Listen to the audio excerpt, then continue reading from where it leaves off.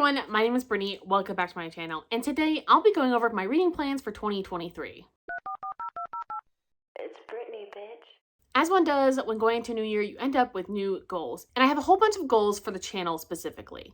And I'm going to start with the fact that I do want to read 120 books this next coming year. Last year, I actually read 119, so 120 is not far off. And I think with some of my new other reading plans for this year, I might overshoot it. I also would really like to have more 4 and 5 stars. I realized last year that I had a very, very small amount of 5-star books that were new to me. So it really got me thinking. And I really think I'm going to try to be more of a mood reader this year. And that will lead to some of my other goals. But I really want to pick up books that I just want to read. And I think I'm actually really going to enjoy, because so many times I pick up a book knowing I'm probably not going to like it, but I just want to read it anyway. And then I end up with like a 2 or 3 star, even sometimes a 1 star. And I really wanted a 4 or 5 star book. So you know what? I'm going to go and reach for my dreams and read the books that I really want to, even if y'all don't want to see it. And you may not see it, because I'm also going to make a goal to read more off camera. To be quite honest, I do still write a review for every book I read. So if you really want to know my thoughts, you can definitely still see them on my Goodreads account. But I realized how much more I read when I don't pressure myself to have a video, because even when I do want to pick up a book and I'm really excited for it, I'm always trying to think, how can I fit this into a video?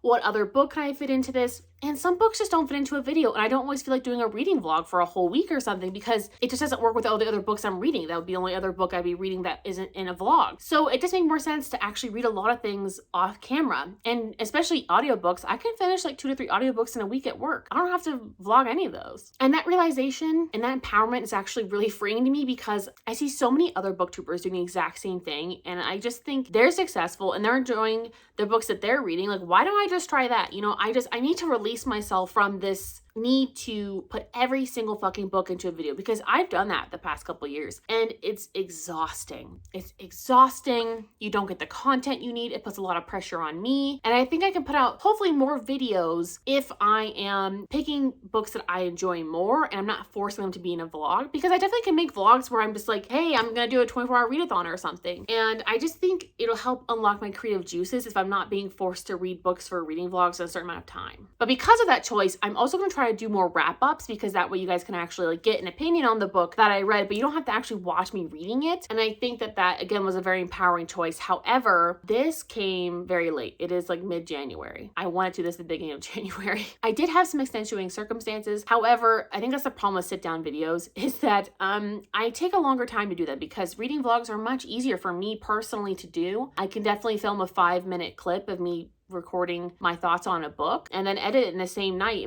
and add it to my reading vlog. But doing a sit-down video, they take a lot longer usually, and they require a lot of forethought and a lot of planning. I don't really always have the time to do that. So wrap-ups may be a struggle, but there's something I'm pretty dedicated to doing, because so far in January, I've already read like 5 or 6 books. And I would have originally read only like 2 if I didn't just pick up audiobooks willy-nilly and decide to read them because they sounded fun. I wouldn't have picked them up though if I had to put them in a reading vlog. And that leads into my next point. I would really like to have more sit-down videos, because I have so many plans. Like honestly, for my sit-down videos, I have probably around like 25 ideas, and I've had them for the last like 3 years. I just don't ever get around to doing it. But I think a big part of that is I'm always working on a fucking reading vlog, and then it's kind of exhausting when every single day you're filming a different clip or whatever for your reading vlog, and then just like film a sit-down video that I have to plan for. That takes time. You know, planning what I want to talk about can take time. You know, actually editing it takes time, especially sit-down videos are much longer. My reading vlogs, you know, those clips on a daily basis can go anywhere from like 2 to 10 minutes. I feel like they're just way faster. You know what I mean? And I already know the subject matter is only going to have like 1 book I have to put in there, you know, but if I do a sit-down video, you know, they just take so much more effort for me personally. I know a lot of people think that reading vlogs are a lot of effort because they have to like look nice every single day instead of like spending a day and just filming all their videos, which some people do. That just doesn't work for me. But I will be doing more sit-down videos, and I have a lot of ideas, so I hope that you'll enjoy those. I also have a lot of different reading vlog ideas, and some of them I need to pick up and do. I will let you in on a little secret. It's not really a big secret, but I will be trying to reread the Divergent series this year, because I've never reread it, and I think it's about time. And I know that there's somebody else who follows me. I do not remember her name, but she has a Scottish accent. She was so cute. She said that she's planning on rereading it too in quarter 1, so I'm gonna go ahead and try to reread the Divergent series. I will also be reading the Red Queen series for the first time. I've only read the first book. I fucking loved this book. It was incredible. And then I never got to the second and third books in the series because at the time that I finished Red Queen, the second book hadn't been out yet. And then not that I forgot about it, but I got busy with college and then I stopped reading for a couple years. It was a whole thing. So I'd like to attempt this series this year. And another thing on my list is I'd really, really like to read more high fantasy novels. It's something I used to really enjoy. I'd really like to attempt like Mistborn or the Stormlight Archive. Like there's so many book series that are high fantasy and stuff that I'd like to get to. But again, I'm always worried about the page length and the fact that it's going to take me how much longer to read this book. So if I can do my little audiobook thing and listen to some audiobooks while I'm at work and whatnot, why not read a fantasy novel for a reading vlog and take up some time? I've also really been into historical romance the last year or two, so I'm definitely putting that on my list to read more of it because it's something that's just weirdly interesting to me. Even though I don't rate like all of them 5 stars or anything, I just enjoy them. Like I just find historical romance, it's always been one of my favorite genres. I just had to kind of get back into it, and I'm just going full force with like every embarrassing like historical romance trope you can think of. Like I am that person. I will own it because I just enjoy them so much, especially the Scottish ones. My last point I will say is I really would also like to DNF more books.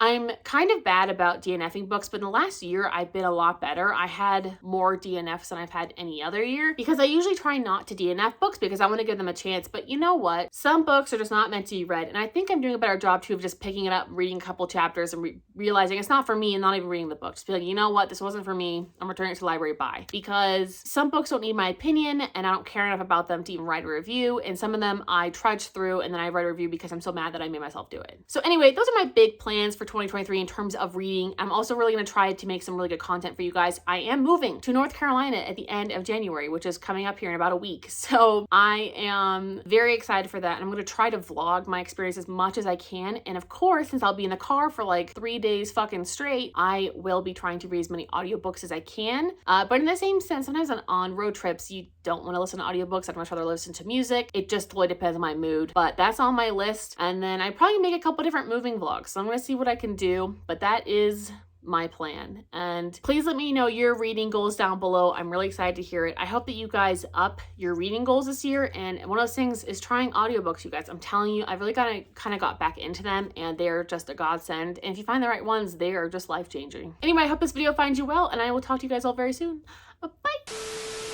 Also, I want to let you guys know that I will be coming out with the worst books of 2022 and the best books of 2022, as well as my quarter 4 watch list. Expect those. They are coming. I am working on it. I've been busy, but they'll be happening and very soon. Bye.